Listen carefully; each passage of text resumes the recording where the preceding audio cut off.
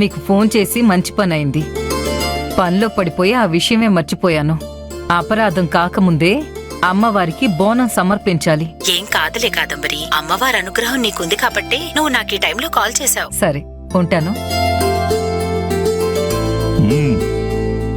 ఇంట్లో వాళ్ళతో మాట్లాడటం ఇష్టం ఉండదు, కానీ ఫ్రెండ్స్తో బాగానే మాట్లాడతావు.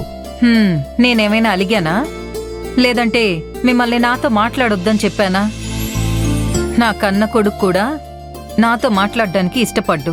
సమయం వచ్చినప్పుడు వాడితో మాట్లాడాలని ట్రై చేసినా వాడు నాతో మాట్లాడకుండా మీతో మాట్లాడుతూ ఉంటాడు. వాడెందుకు మాట్లాడటం లేదో కారణం తెలియనట్టు చెప్తావేంటి కాదంబరి? అప్పుడెప్పుడో ఎవరినో ఇష్టపడ్డాడని, మన స్థాయికి తగ్గ అమ్మాయి కాదని తన వైపుకి చూడొద్దన్నాను. అది తప్ప?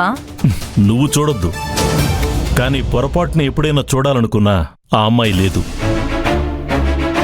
శాశ్వతంగా దూరం అయిపోయిందని తెలుసుకున్నాకే కదా తారక్ తాగుడికి అలవాటు పడ్డాడు. జరిగిందేదో జరిగిపోయింది, దాన్ని నేను మర్చిపోయాను. వాడు కూడా మర్చిపోకుండా తాగుతున్నాడని చెప్పడం కరెక్ట్ కాదు. మీరు గుర్తు చేయడం కూడా మంచిది కాదు.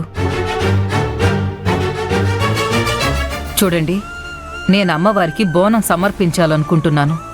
మీరు నన్ను డిస్టర్బ్ చేసే మాటలు మాట్లాడితే మనస్ఫూర్తిగా నేను ఆ పని చేయలేను. నా మనసులో కోరిక నెరవేరాలంటే ఆ తల్లికి పూజ పునస్కారాలు చెయ్యాలి. ఏం కోరుకున్నావేంటి? నా స్టేటస్కి తగ్గ కోడలు రావాలని కోరుకుంటున్నాను. నువ్వు నీ ఆలోచన మార్చుకోవా? నీ కొడుకే నీ దగ్గరికి రావట్లేదు, అలాంటిది ఇంకొక అమ్మాయి నీ కోడలుగా ఎలా వస్తుంది అనుకుంటున్నావు?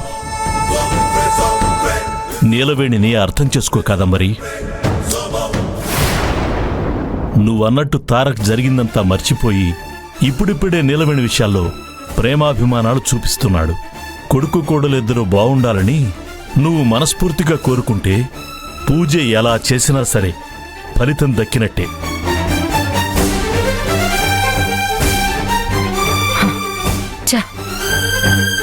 ఈయన పని మనిషిని ఎలా కోడలనుకుంటున్నాడు? తారక్కి మంచి మనసుంది కాబట్టి దానికి సహాయం చెయ్యాలనుకుంటున్నాడు.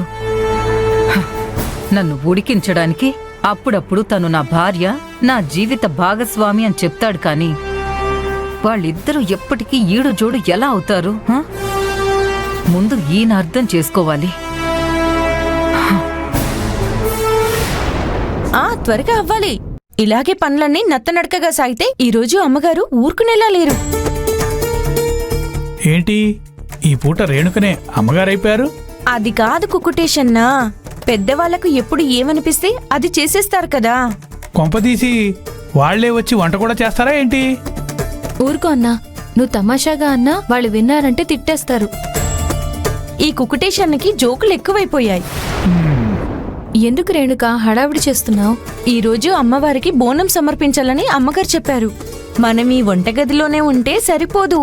త్వరగా ఈ పనులన్నీ పూర్తి చేసుకుంటే ఆ పూజా కార్యక్రమానికి సాయపడొచ్చు.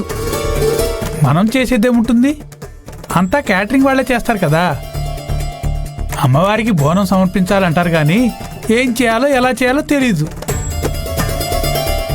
అదేంటన్నా అలా అన్నావు?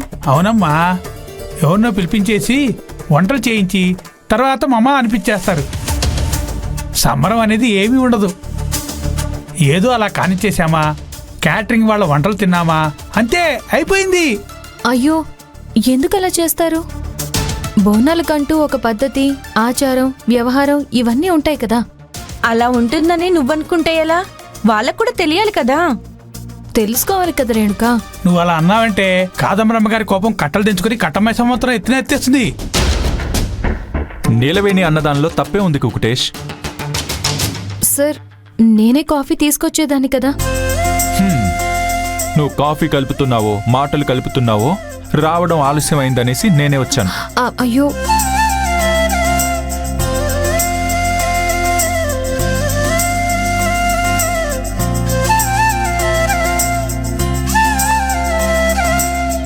క్షమించండి సార్, ఇదిగోండి తీసుకోండి.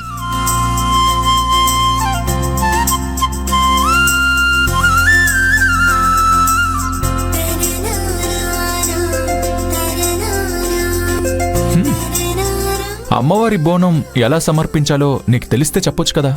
ఏదో తెలియక అలా అన్నదిలే చిన్నయ్య గారు. ఆంధ్ర అమ్మాయి, తెలంగాణ ఆచారాలు తనకెలా తెలుస్తాయి? అలా అనుకోకూడదు కుక్టేష్. నీలవేణికి తెలిసే అలా అనుంటుంది. తెలుసుకున్నాను సార్. నియమనిష్టలతో బోనం తయారు చేసి శక్తి స్వరూపిణి అయిన అమ్మవారికి బోనం సమర్పించాలి సార్.